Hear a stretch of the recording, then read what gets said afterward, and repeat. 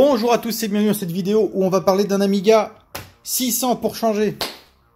Alors on va arrêter de parler des 600 pendant quelques temps parce que sinon ça va vous saouler. Non, on va parler de ce que j'ai récupéré dernièrement, puis de ce que m'a déposé DCD-LSD cette semaine. On va donc faire un petit tour d'horizon de ce qui va se proposer pour 2022, autant en réparation, modification ou simplement, simplement bizarrerie à regarder. Donc, vous aurez certainement un gros stock de vidéos de souris. Ça va pas manquer. Là, là, là. Quelques souris Amiga Atari, donc Amiga Tank, Atari classique, Amiga compatible et Atari compatible, et quelques autres encore. Bon, mais ça, c'est pas urgent. On verra ça plus tard.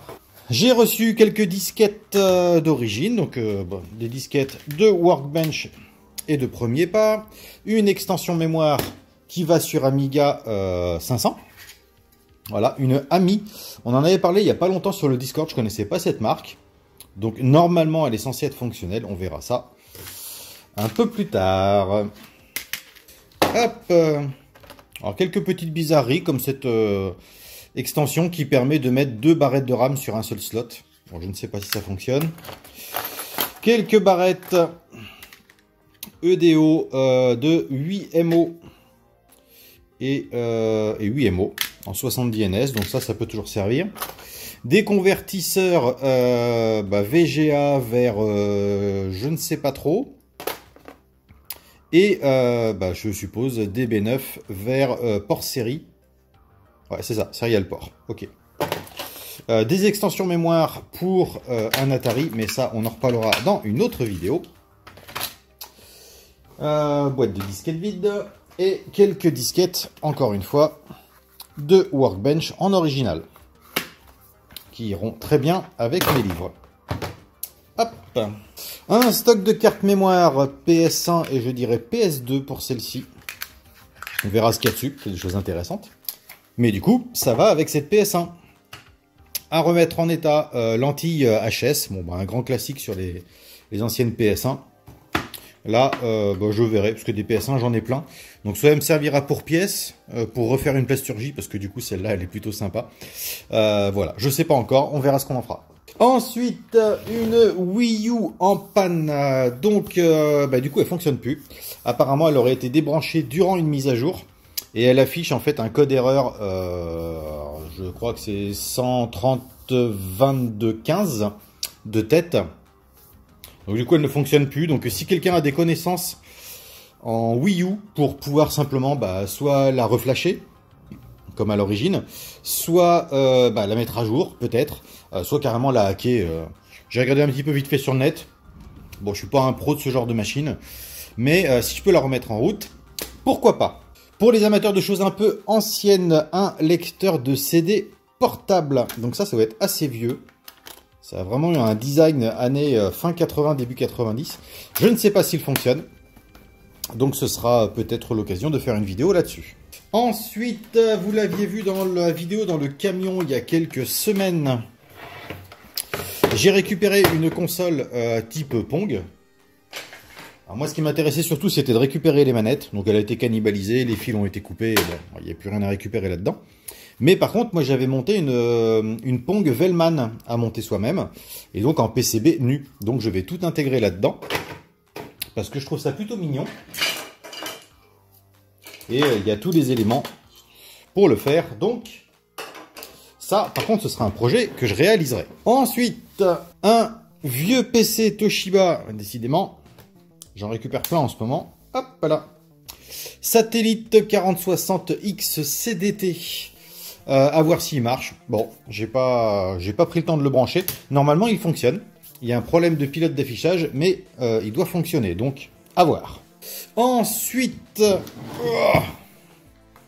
une tablette. Enfin, c'est même pas une tablette. C'est un ordinateur qui en même temps fait tablette avec un stylet que l'on peut retirer là, pour retirer la dock. Une fois la dock retirée, je sais plus. Voilà, hop. On peut la faire pivoter et on obtient un ordinateur avec son clavier et son écran tactile. C'est en panne, donc ça c'est pas urgent. Mais c'est vrai que si j'arrive à le remettre en état, j'avoue que ça me plairait bien pour piloter en fait mon ampli dans le salon, pour pouvoir choisir les musiques et les stocker dessus. Why not? Projet encore une fois, qui risque de rester longtemps dans les cartons. Ensuite, des chipsets d'Amiga 500 et des ROM programmables. Un casque qui pourrait servir pour enregistrer les vidéos. Pas mal de cartes PCMCIA. Un renvoi d'angle PCMCIA pour Amiga 1200 en tour. Quelques adaptateurs PCMCIA. Donc celui-ci pour carte SD. Celle-ci pour avoir de l'USB. Celle-ci pour avoir du RJ45. Celle-ci pour avoir de l'USB encore une fois. Celle-ci pour pouvoir mettre une carte SIM. Pour donc avoir la 3G, je pense, sur un PC. Ça se faisait à une époque. Et une carte Belkin. Alors par contre, je pense pas que ce soit compatible Amiga. Ah, je vois pas en quoi elle fonctionne. Mais bon, je pense pas que ce soit compatible. Une manette PS2, filaire.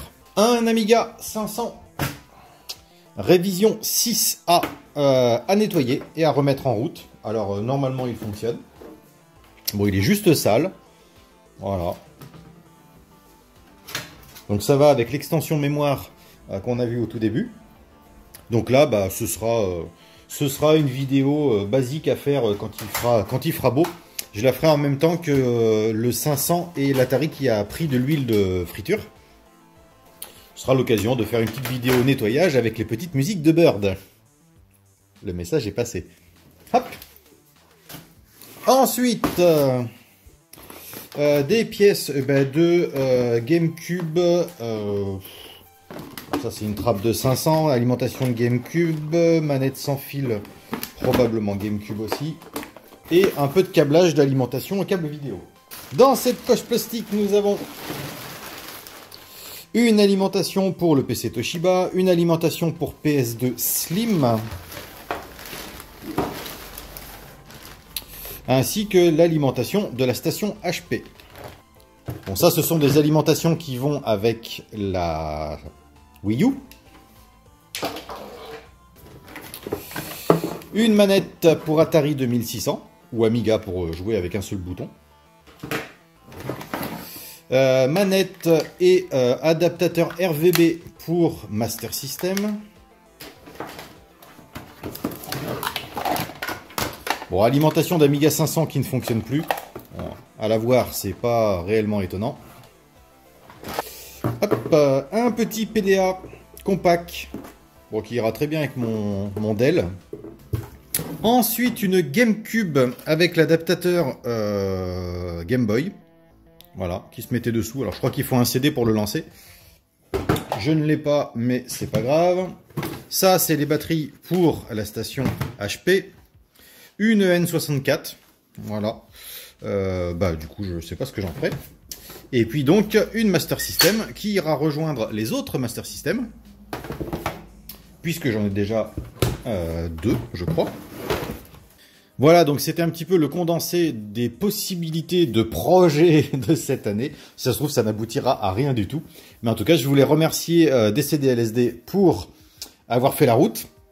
Ça lui faisait quand même un sacré bout de chemin. Merci de m'avoir déposé tout ça et j'espère que ça aboutira à des sujets intéressants. Merci d'avoir regardé cette vidéo et je vous dis à très bientôt.